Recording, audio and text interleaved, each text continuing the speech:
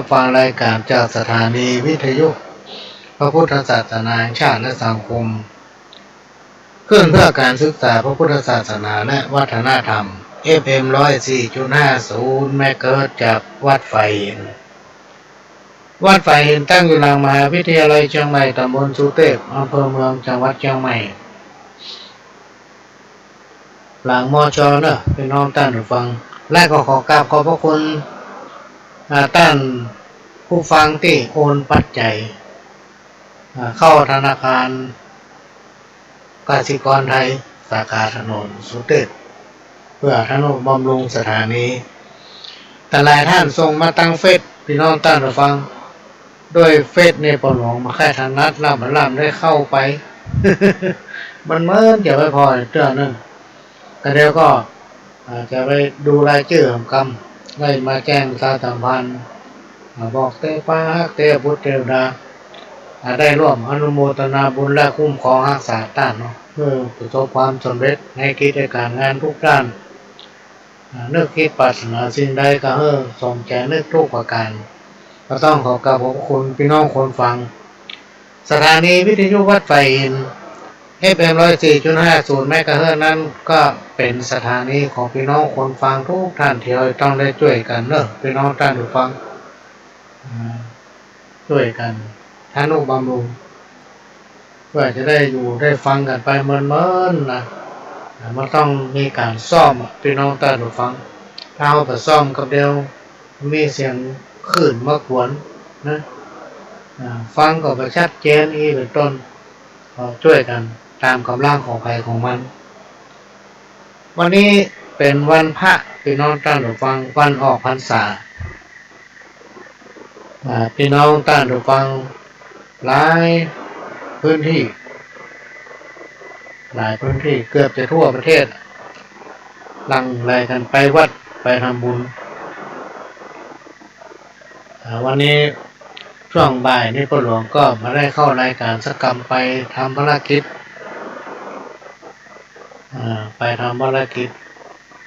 เสร็จเรียบร้อยก็มาพบปะพี่น้องในช่วงตอนเมื่อแรงเมื่อค่ำเนี่ยก็ต้องขอสุมาภัยหลายๆคนหลายๆท่านก็ไปฟังเทศน์ฟังธรรมที่วัดฟังเทศน์ฟังธรรมที่วัดตอนนี้ก็เริ่มทยอยกลับบ้านกันละวันนี้พี่น้องท่านผู้ฟังเป็นวันที่เฮาทั้งหลายเมื่อกลับมาจากวัดมาถึงบ้านแล้วก็ชำระร่างกายอาบน้ำทำจิตใจให้ผ่องแผ้วไหว้พระเนาะเพราะว่าสมัยก่อนเพิ่นนอนวัดกันสมัยนี้เฮาไม่ได้นอนกันก็มาปฏิบัติศีลภาวนาอยู่ที่บ้านตรวจน้ำถึงเจ้ากรรมเจ้าเวรบรรพบุรุษพ่อแม่ปู่ย่าตายายเตปาฮักตีฮักษายกตนตัวเฮาปีหอปีกันทอดนี้เจ้าที่รวมมาถึงผู้ดำยาดำเนี่ยพี่น้องท่านของเขาละเพิ่นบ่ได้ตั้งจิตอธิษฐานแผ่เมตตาถึงญาติที่ได้ถึงแก่กรรมไปเมื่อแล้วก็ดีหรือกำลังถึงแก่มรณกรรมไปก็ดีให้เขาได้ไปสู่ที่สุขนะไปอยู่ที่สุขเหมือนกันทุกจิตวิญญาณ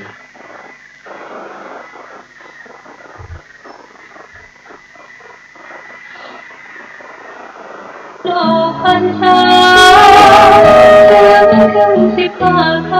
กฐินสามัคคีเข้าถวายกับพระภิกษุที่จำพรรษาท่วนไตรมาสของวัดร้องอ้อตำบลสันวิเชื่ออำเภอเมืองเชียงใหม่จังหวัดเชียงใหม่ตรงกับวันอาทิตย์ที่ 26 พฤศจิกายน พุทธศักราช 2566 เวลา 10 นาฬิกาก็เป็นงานทำบุญทอดกฐินสามัคคีขอเชิญชวนผู้ใจบุญใจกุศลร่วมงานบุญนี้เป็นกฐินสามัคคีของวัดร้องอ้อโดยพร้อมเพรียงกันความระดีห่างไกลชีวาสร้างเหตุความรัก วันนี้เป็นวันที่29 ตุลาคม 2566 ขึ้น 15 ค่ำเดือนเกี่ยงเหนือเป็นวันออกพรรษาและก็วันที่27 พี่น้องท่านผู้ฟังวันที่27พฤศจิกายน2566ขึ้น15ค่ำเป็นวันเดือนยี่เพ็งนะหรือว่าวันลอยกระทงหลังจากป้นภาษาคือออกภาษาแล้วเนี่ยพี่น้องท่านผู้ฟังกิจกรรมพิธีกรรมเกี่ยวกับตั้งเหนือล้านนาเนี่ยเพิ่นจะถือว่าจะแปลงบ้านแปลงเฮือนจะขึ้นอยู่บ้านจะทำบุญต้องรอออกพรรษาก่อนพี่น้องบางคนก็รอเอาเดือน12ส่วนมากเพิ่นจะถือเอาเดือนคู่ตอนนี้ก็มีเครือข่ายสายญาติธรรมที่ได้เปิ่งได้เองกันได้หูจังมากคนที่เคารพนับถือกันก็ติดต่อมานักขนาดนั้นนะพี่น้องท่านผู้ฟังนักขนาดก็ขอแสดงความยินดีที่ได้มีโอกาสรับใจท่านทั้งหลายเดือนนี้เป็นเดือนเกียงเดือน5เดือน9เสียวาติกวันจันทร์เดือนนี้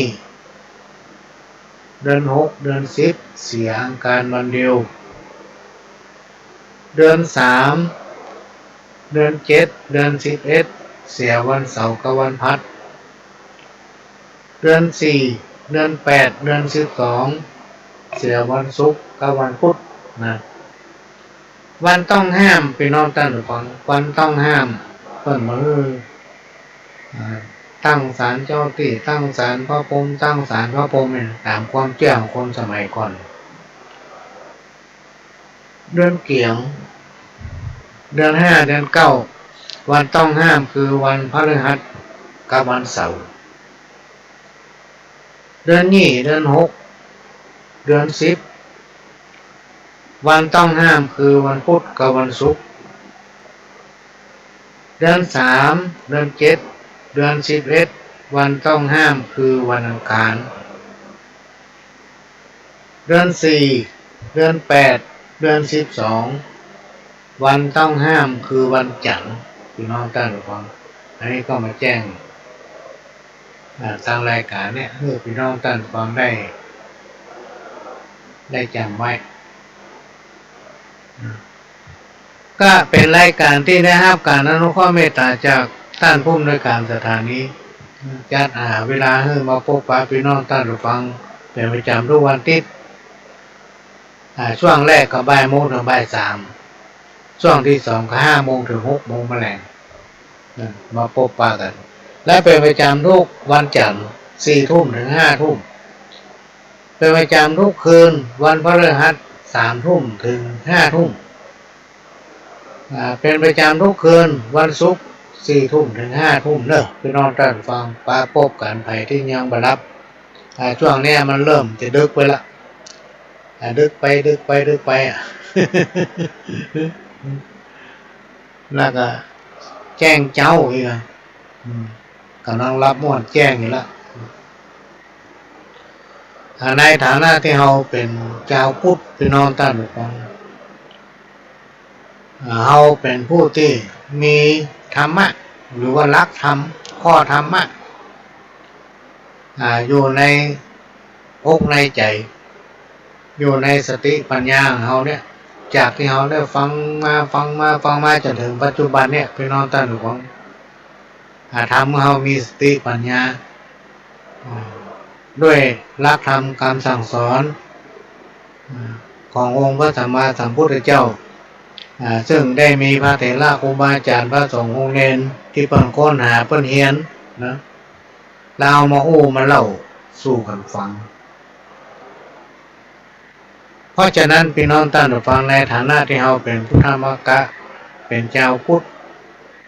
ที่มีความเลื่อมใสในพระรัตนตรัยและมีสิ่งศักดิ์สิทธิ์ทั้งหลายเนี่ยประทานพรคุ้มของรักษาเหมือนครูบาอาจารย์เพิ่นเคยกล่าวไว้ว่าแก้วสารพัดนึกนั้นแท้ที่จริงมันไม่ได้ไปอยู่ที่ไหนหรอกอยู่ในตัวของเขาทุกคนเนี่ยพี่น้องท่านผู้ฟังแก้วสารพัดนึก อยู่ในตัวของคนเราทุกคนเมื่อเอาเป็นอุบาสกอุบาสิกา เป็นผู้ที่ปฏิบัติศีลปฏิบัติธรรมเนี่ยพี่น้องท่านผู้ฟังแม้นว่าเวลามันจะน้อยนิดแต่เขาก็เสียสละเวลานั้นไปนั่งฟังเทศน์ฟังธรรมไปนั่ง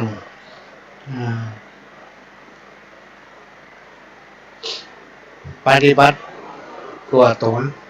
อยู่ในสำนักสงฆ์ก็ดีอยู่ในอารามอยู่ในวัดในวาเราจะต้องมีความเชื่อมั่นในตัวเองนะพี่น้องท่านผู้ฟังในฐานะที่เราเป็นสถานนายกไทยกาเนี่ยเราจะต้องทำตัวเป็นแบบเพื่อกับลูกกับหลานเพื่อมีความเชื่อมั่นในตัวเขาและก็มีความอดทนอดกลั้นนะมีความใส่ใจใฝ่รู้มีความยินดีเพื่อหันคนอื่นก็มีความสุขและก็มีความคิดริเริ่มมีมารยาทเรียกว่าสัมมาคารวะรู้จักที่ต่ำที่สูงพี่น้องท่านของอันไหนที่เสียสละได้ก็ควรเสียสละนะการเสียสละของคนเท่านั้นมันมีขอบเขตเราก็ต้องดูความจำเป็นว่าเมื่อเราเสียสละอันใดหนึ่งไปแล้วมันไปเกิดประโยชน์อะไรยังครับผู้ที่นะครับเราต้องคิดโดยน้องท่านตรงมีวินัยและตรงต่อเวลาเนี่ยเป็นส่วนที่สำคัญที่สุดพี่น้องท่านผู้ฟังเพราะเวลานั้นมันมารอไผเราจะต้องปฏิบัติตนและทำตัวให้ตรงต่อเวลาเป็นผู้ที่มีเหตุมีผลนะรับฟังความสำคัญของคนอื่น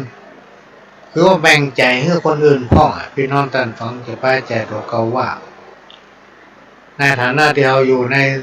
ในสังคมเดียวกันเนี่ยเขาจะต้องแบ่งใจให้กับคนอื่นและก็ยึดหลักพี่น้องท่านฟังยึดหลักธรรมะ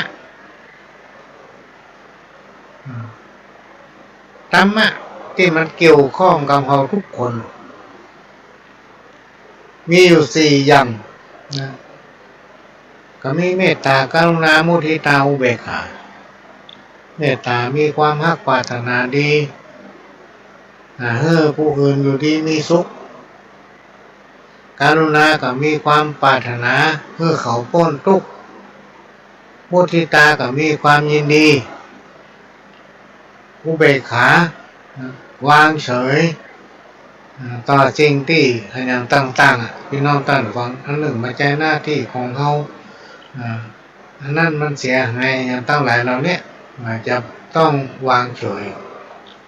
ต่อกิเลสตัณหาต่ออย่างสปะที่จะมายั่วยุจะทำให้เราเสียผู้เสียคนนะพี่น้องท่านฟังอันไหนที่เพิ่งว่าไม่ดีจะไปแย่จะไปใกล้เขาจะต้องทำตนเองให้เป็นแบบกับลูกกับหลานเป็นแบบเมื่อกับคนในสังคมชุมชน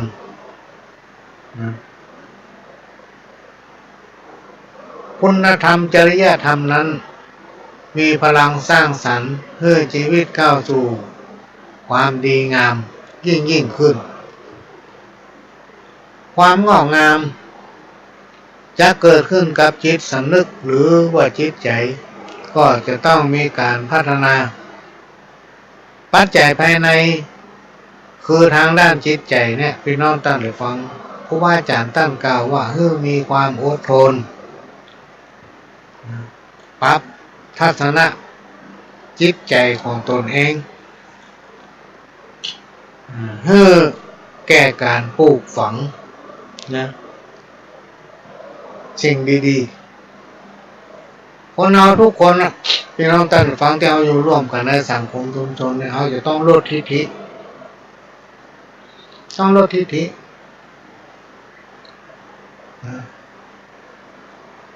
ทิฐิกามานะเนี่ยละถึงมาได้ควรแสวงหาผู้ที่เปิ่นมีความรู้ และหาเวลาว่างสนทนาเปลี่ยนความคิดเห็นเพื่อขจัดความสงสัยในจิตใจของตนเองให้หมดไปขันติคือความอดทนต่อความลำบากอดทนต่อการตรากตรำทนต่อความเจ็บปวดทนต่อกรรมตำหนิติเตียนนินทาว่าให้ทนต่อกรรมจมกรรมด่าคนเราเนี่ยพี่น้องท่านผู้ฟังจับลางเตื้อมาต้องไม่ว่าอย่างเพื่อไผถ้าคนเรามันบ่ชอบกันเตียวกายมาได้มันก็แจ้งละพออยู่บอกนะพอผมบอกนั่นเนี่ยเตียวแงนหน้าขึ้นฟ้าจับจำเตื้อครับรถแซงกันกายกันมาได้นะเขาว่าแล้วเฮียเนาะมันมีแต่น่ะพี่น้องท่านผู้ฟัง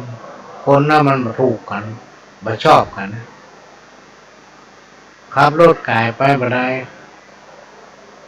ด่าทุกคนเลยเราจะต้องมีความอดทนครูบาอาจารย์เพิ่นกล่าวไว้ว่าเพื่อมีความอดทนต่อความเหนื่อยยากลำบากนักเอาเบาสู้เพื่อให้บรรลุถึงจุดหมายที่ดีงามของชีวิตความทุกข์ยากบอกว่าจะเป็นทางกายทางด้านจิตใจย่อมจะมีเกิดขึ้นกับชีวิตของคนเราทุกคนเพื่อมีความอดทนต่อความทุกขเวทนาอดทนต่อความเจ็บปวดจากโรคภัยต่างๆซึ่งภัยก็จะมีพระพ้นกับโรคภัยไข้เจ็บมันจะเกิดขึ้นเป็นธรรมดาตามธรรมชาติของชีวิตคนเราเพื่อมีความอดทนต่อความเสียใจต่อความเจ็บใจอดทนต่อกรรมดูถูกอดทนต่อคำที่เพิ่นเหยียดหยามถากถางและด่าว่ากรรมหยาบคายต่างๆเพื่อมีความอดทนต่ออำนาจกิเลสต่อสิ่งที่ยั่วยุจิตใจและเพื่อมีความละอายเกรงกลัวต่อบาปแกเนี่ยจะทำอะไรอย่างที่มันบดีพี่น้องท่านผู้ฟังก็นึกถึงครอบครัวนึกถึงลูกถึงเต้านึกถึงญาติกาพี่น้องนะนึกถึงครูบาอาจารย์เนี่ยและก็ผู้ที่เคารพนับถือหรือมีความเก่งกว่าต่อบาปต่อกรรมที่จะเกิดขึ้นจากการกระทำของเราในวันปลายหน้าเนี่ยอันนี้ครูบาอาจารย์เพิ่นกล่าวไว้พี่น้องท่านผู้ฟังก็เอามาเล่าให้ฟังเรื่องในอดีตอย่าเก็บมาเล่าเรื่องเก่าอย่าเก็บมาลื้อฟื้นเรื่องอื่นๆอย่าเก็บมาคิดคนเราทุกคนล้วนแต่มีปัญหาชีวิตเหมือนกันทุกคนจงทำจิตใจให้เป็นปกติบดีตีโพยตีพาย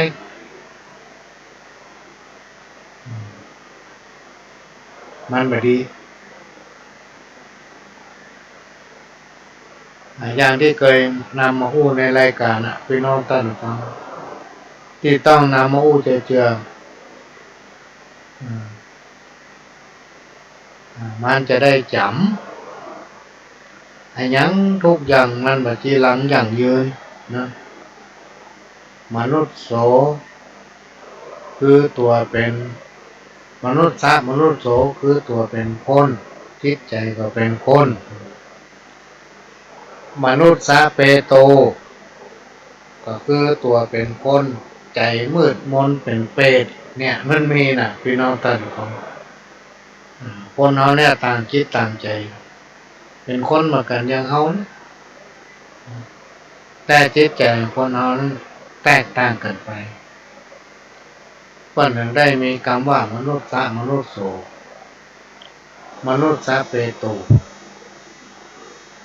มนุษย์ทั้งหลายที่ว่ามาเนี่ยคือตัวเป็นคนแก่มืดมนเป็นเปรตมนุษย์เดรัจฉานูคือมีตัวตนเป็นคนแต่มีจิตใจเป็นเดรัจฉาน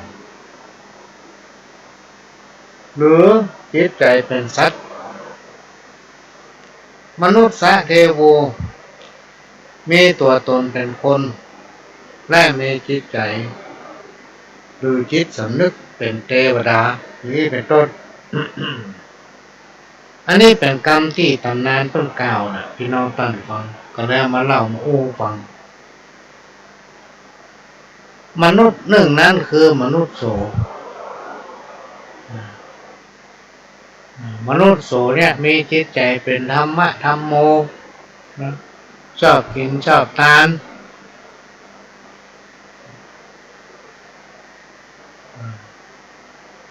ชอบกินชอบทานของข้าวหวานน้ำและกล้วยของเงินตัวพร้อมพักเนี่ยฮักเพื่อนบ้านลานจองบ่มีขี้โม้วัดใหญ่โตพยองซอกให้หาเงินทองตามกองจะได้ซอกว่าหากินเรื่องไส้สืบไปวันๆจุมือบรรโลกอ้ำเข้าของไผที่หามาได้ตอนใดก็เอาตัวหน้าใจและซื้อของที่เปิ้นเอามาเฮือนี่ถึงไม่ยอมเอาพี่น้องท่านของเพราะว่าตีมือมีไงพยายามซ่อหาหลีกเลี่ยงในการเอี่ยวไปกินนั่นกินนี่นะพี่น้องท่านของเอาเวลามากว้างไปเอี่ยวหาสาระประโยชน์อย่างก็ได้สักอย่างหลีกเลี่ยงหนึ่งเสียเวลาสองเสี่ยงสตางค์ตัวถอยหนีเรื่องฆ่าบุบตีนะทะเลาะกับคนนั้นคนนี้เพื่อหนีถ้าหูว่าคนนั้นมันมีพฤติกรรมอย่างนั้นแหละพี่น้องท่านฟังกล่อมถ้าไปใกล้และตั้งสมาธิให้มันปฏิบัติตนให้ดีมีกรุณาเอื้อเฟื้อใจนึกถึงตัวยังกลัวเจ็บเนื้อทุกเมื่อวันอันเดือนปีเขาปรารถนาให้ตัวเขานั้นมีความสุขรวมถึงลูกเหล่าหลานพี่น้องต่างของต่างปรารถนาตนเองอยู่ดีมีสุขเหมือนกันทั้งหมดเพราะฉะนั้นเว้นในสิ่งที่มันดีมันจะนำความทุกข์มาให้เราการที่เราอยู่ด้วยกันในสังคมหลายๆนักเขาก็ต้องแปลงใจหาเปิ้ลนะแปลงใจหาเปิ้ลต้องนึกถึงใจเปิ้ลกับใจตัวเนาะบางอย่างหลายๆอย่างที่อาจจะมีผู้หนึ่งผู้ใดทำแต่มันถูกใจเขา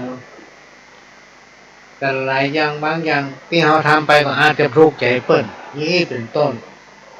เพราะฉะนั้นการที่เราอยู่ในสังคมร่วมกันเนี่ยพี่น้องท่านผู้ฟังเราจะต้องมีความกรุณาเอื้อเฟื้อคือแบ่งใจเราไปให้ใจเปิ้ล มันเป็นปกติน่ะคนเราถึงวันเนี้ยพี่น้องท่านฟังไม่ดีกับดีเนี่ยเขาต้องทำใจต้องอยู่ด้วยกันหมดก็อย่างนิทานมาอู้ก็ไม่ได้พี่น้องท่านฟังเรื่องเจ้าว่าเวลามันจำกัด พ ผู้บาอาจารย์ตั้งกล่าวไว้ว่าชนะเอินหมื่นแสนในแดนล่างบ่ประเสริฐกว่าการเอาชนะตนการเฮ้อธรรมะเป็นตามตั้งกล่าวไว้ว่าเลิศประเสริฐสีจงใจเวลาที่มีทำสิ่งที่ดีๆเพื่อแก่กันบ่จำเป็นต้องรอถึงวันสำคัญพี่น้องท่านผู้ฟังบ่ต้องรอมันถึงวันนั้นวันสำคัญนั้นวันสำคัญนี้ขอให้ทำทุกวันเพื่อมีความรู้สึกดีๆทุกวันและให้อยู่เพื่อทำความดีงามเพื่อเป็นตัวอย่างให้กับลูกกับหลานเป็นแบบให้กับเขาบัดนี้ไปว่าคนนั้นบัดนี้ไปว่าคนนี้นะบัดนี้ไปตั้งประเด็นให้คนอื่นมันจะเป็นตัวอย่างที่บัดนี้ให้กับลูกกับหลานเราพี่น้องท่านผู้ฟังเราจะต้องนำสิ่งที่ดีๆสู่จิตสู่ใจของลูกของหลานก็จะเป็นแบบให้เขาเนาะเมื่อกับกรรมของกรรมที่เป็นว่าไปในไปเดียวออกไฟนอกไปเดียวเข้า เขาต้องทำใจเพราะมีลูกมีหลาน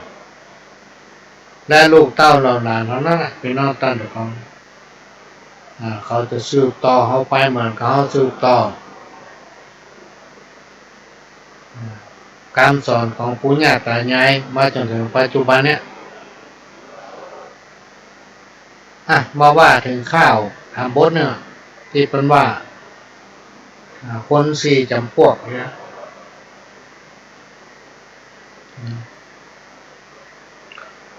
คนจำพวกหนึ่งนั้นไซพระที่ไว้จ่าไขมืดมาแจ้งไปหน้า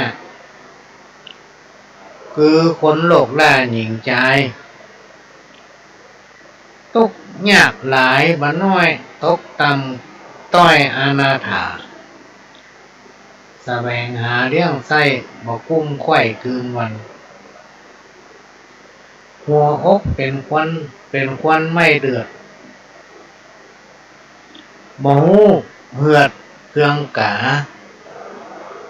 มาพิจารณาหันเหตุรู้แจ้งเจตในใจว่าจากแล้วได้กากาดแก้วในต่างบุญบ่ได้หนุนยกยืนด้วยใจจื่นยอตานยังอาหารและข้าวน้ำวัตถุพพร้อมปัจจัยพื้นผ้ากลัวใบแก่คนกำพร้าอนาถาตั้งคนชราเท่าแก่ตั้งเจ้าและสมณะจีพรามศีลดวงงาม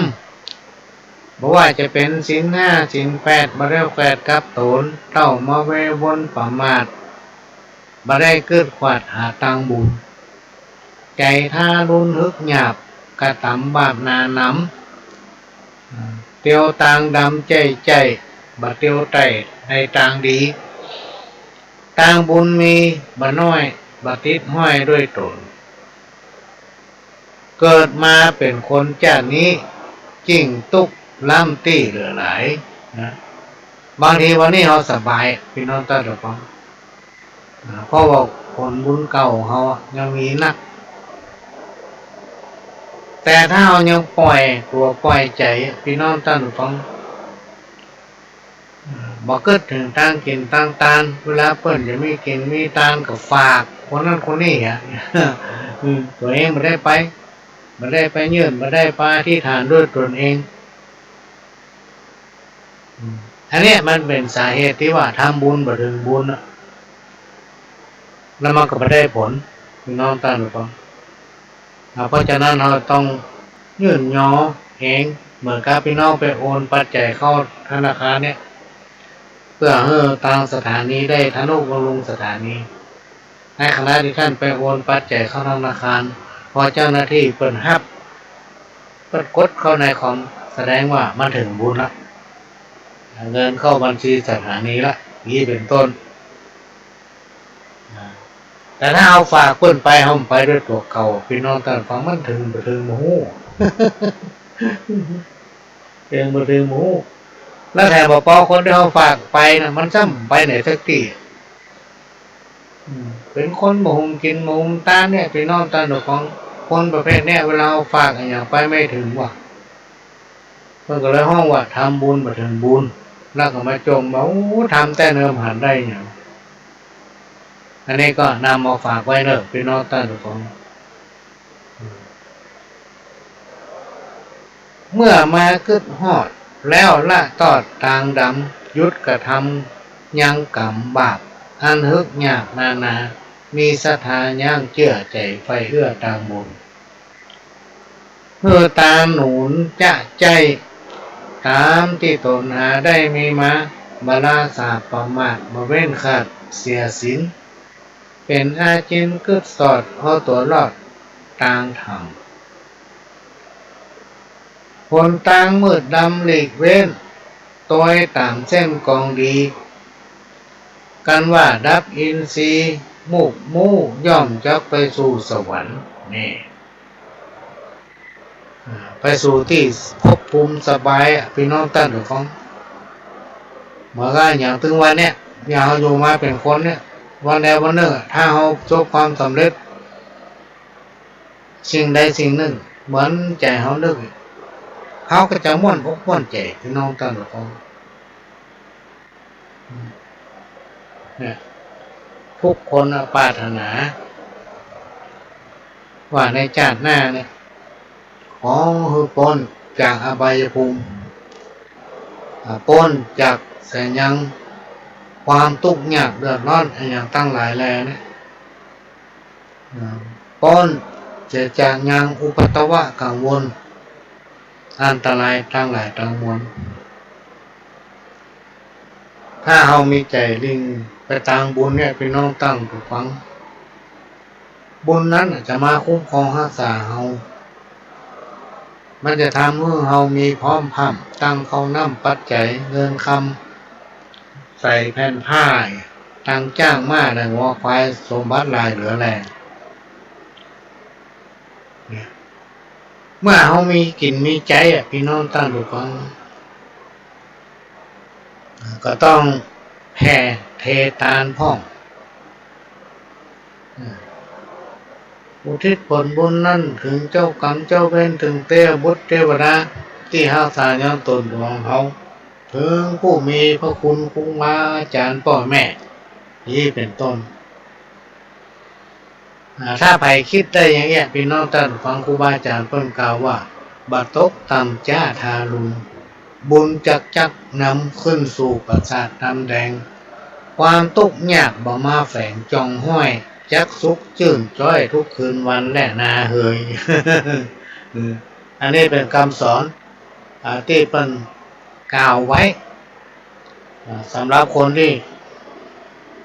ฟักไฟในทางบุญบางคนจะทำบุญกลัวเสี่ยงทำบุญไปอย่างละเสี่ยงไปละบุญเนี่ยมันพอมาหันพี่น้องตอนหนูฟังมันจะมาตอบสนองเขาที่หลังเสี่ยงไปก็ได้มามันจะมีที่มาของมันนะเอามาโอ้ถึงคนนำจำพวกหนึ่งพระเป็นเจ้าไข่จ๋าว่าแจ้งมาแจ้งไปหน้าคนประเภทนี้บัตกตำจ้ามองขีคือคนในโลกีโลกใต้ได้สร้างบุญไว้นำหนาในข่าวคาจาดก่อน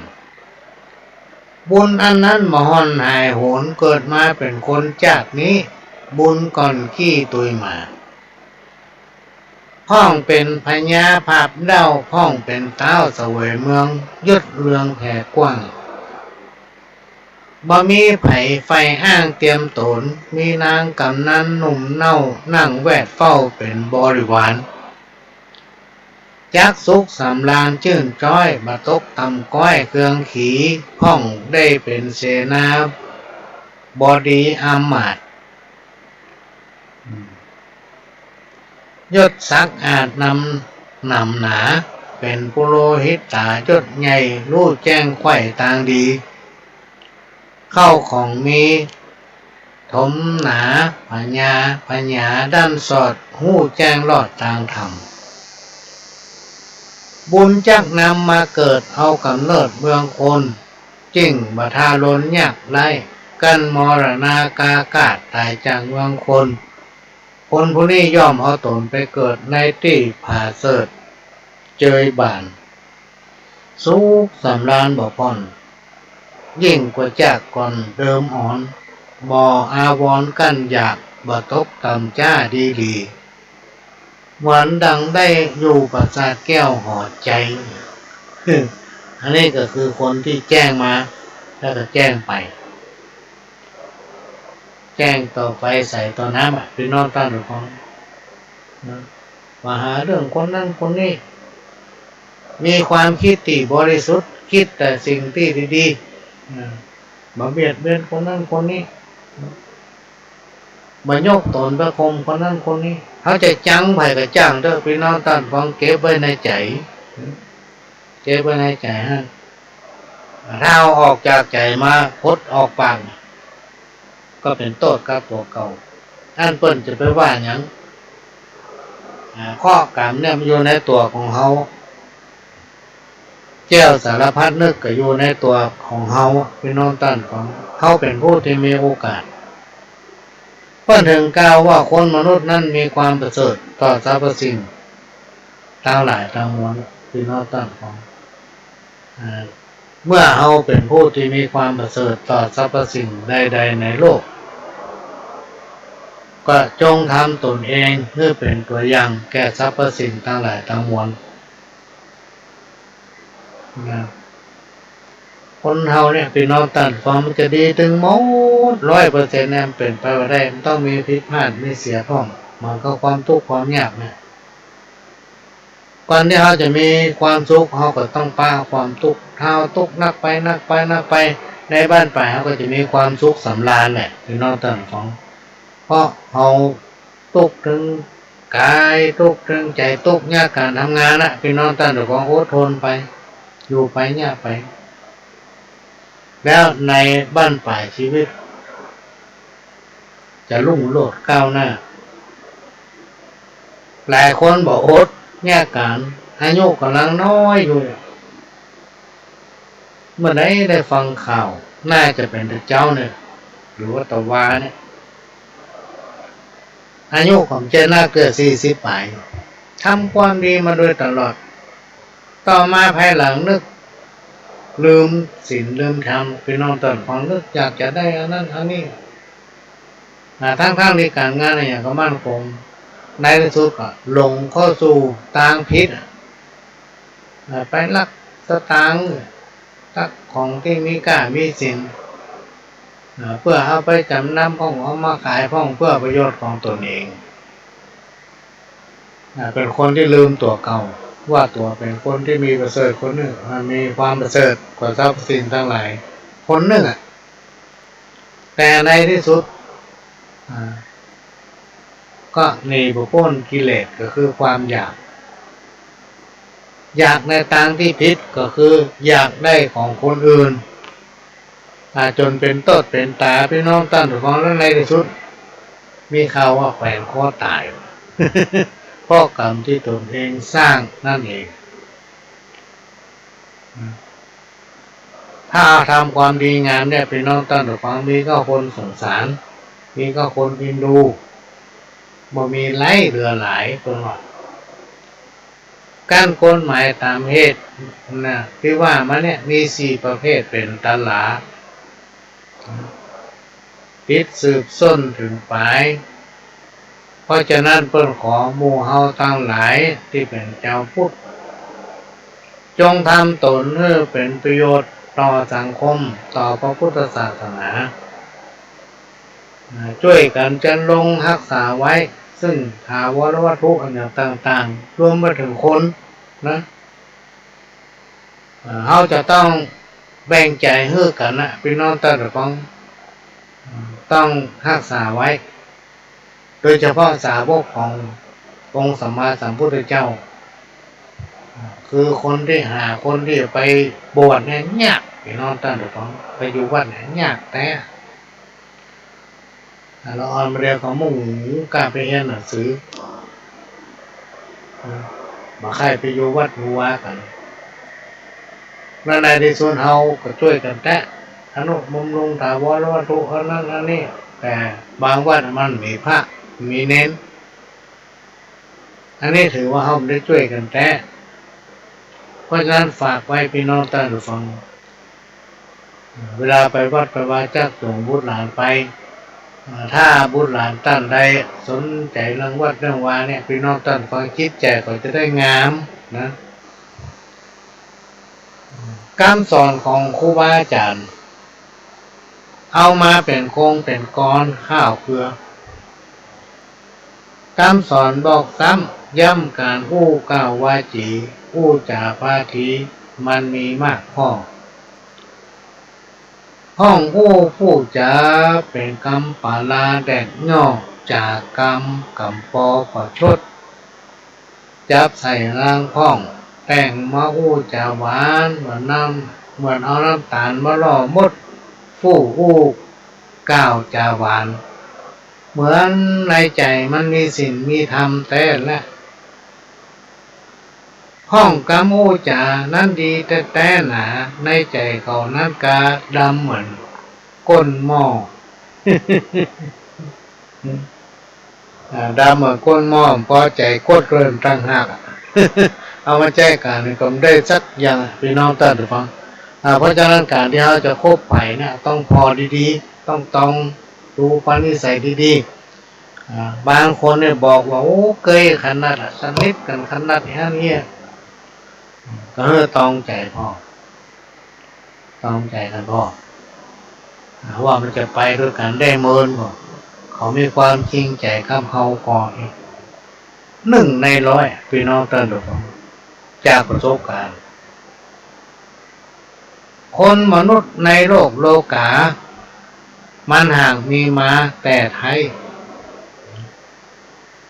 พ่อแม่พ่อเลี้ยงนอนเคียงปังงมพ่อแม่เป็นพรมจื่นจมลูกเต้า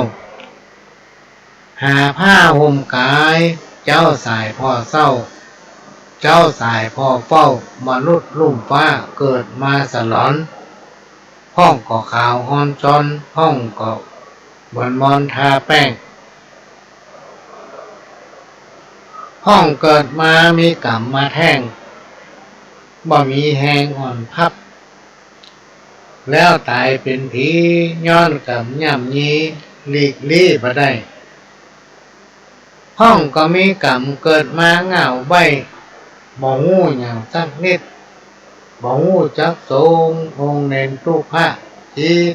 ใจอันบ่เจริญอันนี้เป็นคำที่ครูบาอาจารย์เป็นว่าไว้นะพี่น้องท่านฟังก็มาอู้หูฟังขณะนี้พี่น้องท่านฟังก็กำลังรับฟังรายการสาระธรรมกรรมเก่าจากทางสถานีวิทยุกระจายเสียงพระพุทธศาสนาชาติและสังคมเพื่อการศึกษาพระพุทธศาสนาและวัฒนธรรม FM 104.50 เมกะเฮิรตซ์จากวัดไผ่หินวัดไผ่หินตั้งอยู่หลังมหาวิทยาลัยเชียงใหม่ตำบลสุเทพอำเภอเมืองจังหวัดเชียงใหม่ก็เป็นสถานีของพี่น้องคนฟังทุกท่านที่เราจะต้องช่วยกันทนุบำรุงเนอะพี่น้องท่านผู้ฟังก็เดี๋ยวพ่อหลวงจะบอกหมายเลขบัญชีเพิ่มรอบหนึ่งสำหรับคนที่มาฟังรายการใหม่นะหลายๆคนฟังว่าโอ้วันนี้เอาคำพูดนั้นมาซ้ำหรือมั้งก็มันจะเป็นต้องซ้ำเพราะมีคนมาฟังใหม่ติ๊กๆพี่น้องท่านผู้ฟังแล้วก็ต้องสมมาภัยในเรื่องจังหวะและช่วงของเวลาตัววันนี้ทีแรกก็คิดว่าตึมไปไหนพอดีมันภารกิจมันเว้นมาได้ยุดของได้จะเป็นต้องไปก็เลยได้มาพบปะพี่น้องท่านผู้ฟังช่วงเดียวตั้งแต่5 โมงถึง 6 โมงช่วงบ่าย โมงถึงบ่าย 3มาได้มาพบปะสักกรรมพี่น้องท่านผู้ฟังอันนี้ก็ต้องขอสุมาภัยตุยต่อไปก็จะพยายามบักขาด จะบอกหมายเลขบัญชีธนาคารกสิกรไทยสาขาถนนสุเทพบัญชีของสถานีวิทยุ FM 104.50 เมกะเฮิรตซ์วัดไผ่หินซึ่งเป็นสถานีวิทยุของพี่น้องคนฟังทุกท่านเป็นเจ้าของหมายเลขบัญชีชื่อบัญชีผมชื่อสถานีวิทยุวัดไผ่หินพี่น้องท่านฟังชื่อว่าสวอยรู้เหมือนคอสลา2ตัวจุดแล้วก็วอแหวนจุดเนาะน่าจะชื่อเนี้ยถ้าจำผิดหมายเลขบัญชี47122742927หมายเลขบัญชีธนาคารกสิกรที่พี่น้องท่านผู้ฟังจะได้โปรดเมตตาบริจาคปัจจัยไปโอนเข้าสถานีไปธนาคารไหนก็ได้พี่น้องท่านผู้ฟังที่มันใกล้ที่ท่านสะดวกเขาจะบริจาคก็ได้ครับได้หมดเขาไม่ได้จำกัดว่าต้องคนนั้นโดยตามกำลังของใครของมันไปที่ธนาคารกับไปบอกเปิ้นมาขอโอนตังค์ให้แม่ทำเตอทำนุบำรุงสถานีซึ่งเป็นสถานีของพี่น้องคนฟังถึงหมู่ถึงมวลเนี่ย มาแจ้งไว้สักคนเพราะฉะนั้นนี่เป็น104.50 เมกะเฮิรตซ์นั่นเป็นของพี่น้องคนฟังทุกท่านเป็นเจ้าของบ้องหมายเลขบัญชีสำรอง14712274927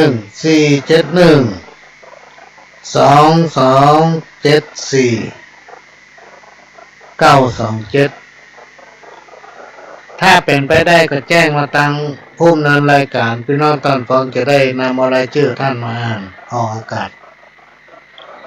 เพื่อขออัญเชิญแต้มบุญแต้มบาสิ่งศักดิ์สิทธิ์ทั้งหลาย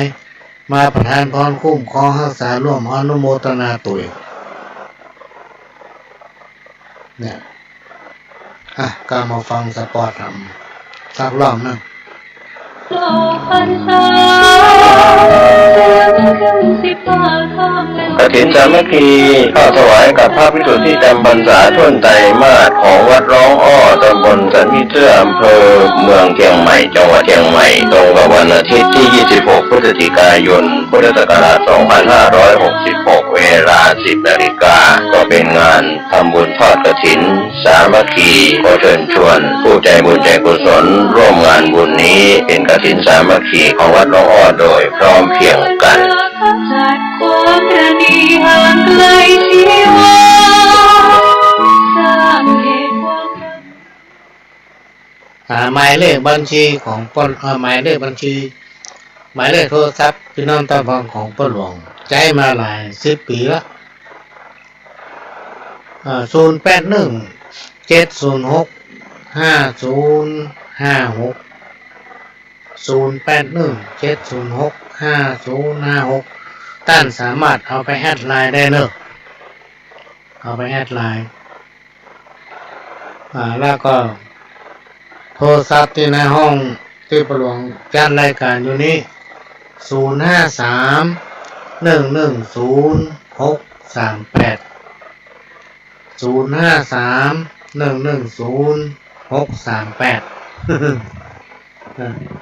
เวลาท่านไลน์มาเนี่ยแอดไลน์แล้วไลน์มาก็ทวนเรื่องประหลวงหน่อย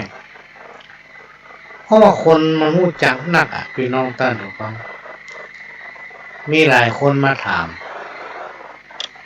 คนจะได้ว่ารู้จักประหลวงไปอย่างโต๊ะกระเชื่องไปที่ไหนใครก็รู้จักโอ้อันนี้ตอบได้เนาะมันอาจจะเป็นพ่อเขาไปหั่นไปนี่เพราะฉะนั้นเฮาคนเดียวแล้วพี่น้องท่านฟังเป็นร้อยเป็นพันคนมันก็เฮาไปที่ใดที่หนึ่งก็จะมีคนมาร่วมในกิจกรรมงานนั้นๆเป็นร้อยๆพี่น้องท่านฟังเขาก็สามารถที่จำให้ได้สักคนถ้าแบบสนิทชิดเชื่อกันได้แต่แบบเคยเคยจากกันนะมันเตื่อยนะมันจำมาแค่ได้เหมือนกันนะพี่น้องท่านฟังเพราะมันหนัก มันหนัก แต่อย่างเมื่อวัน2 วันที่ผ่านมาเนี่ยกำลังรับนะพักผ่อนเนี่ยอาการเนี่ยมันเหนื่อยพี่น้องทุกท่านเขาจนมาเขาเพลียวันนี้เนี่ยอาการมันหนักกันแล้วประมาณน่าจะบ่าย 2 บ่าย 3อย่างเนี้ยก็นอนเอนกายพักไปกำหนึ่งก็มีอายุทโทรมาเนาะ เปิดเปลี่ยนเบอร์โทรผมไม่ยุดนะผมใช้เบอร์นี้เลยเปลี่ยนเบอร์โทรแล้วเสียงเหมือนเก่า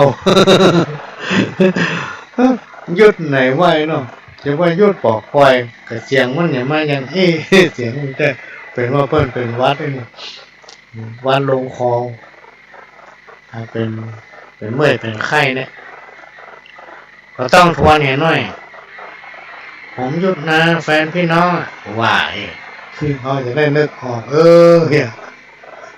เพราะคนมันรักพี่น้องต้นฟังอย่างชื่อป้าแก้วก็ดีป้าคำก็ดีป้าจันท้าเนี่ยป้าจันเที่ยงเนี่ยมาหานัก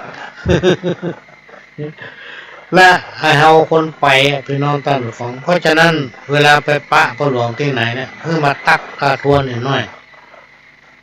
ทวนหน่อยมาอยู่ที่ห้างที่นี่เขาจะได้จำได้พี่น้องต้นฟังเพราะว่าเขาไปทุกที่อันนี้ก็ขอ